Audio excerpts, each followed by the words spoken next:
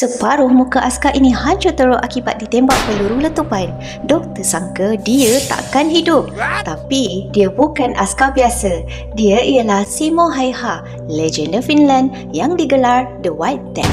Lelaki yang berjaya menembak mati lebih 500 askar Soviet dalam masa hanya 100 hari.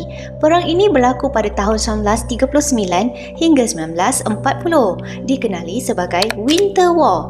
Finland kecil, Soviet besar, dan di tengah-tengah salji tebal dengan suhu negatif 40 darjah Celsius, Simo bersembunyi bersendirian di kawasan hutan beku. Dia tak guna teleskop, cuma iron sight supaya pantulan cahaya tak bocorkan lokasinya. Dia mampatkan salji di depan mulut supaya wap nafas tak kelihatan.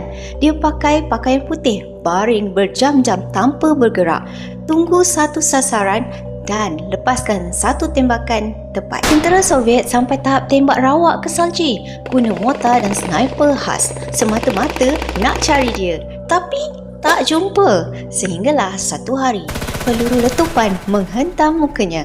Rahang dia pecah, bahagian kiri mukanya hancur.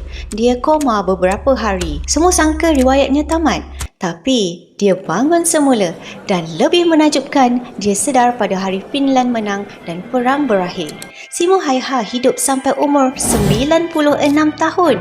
Tak pernah sombong dan tak pernah berbangga pun dengan apa yang dia pernah lakukan. Dia cuma cakap satu ayat waktu ditanya tentang perang itu. I did what I was told to do and I did it well.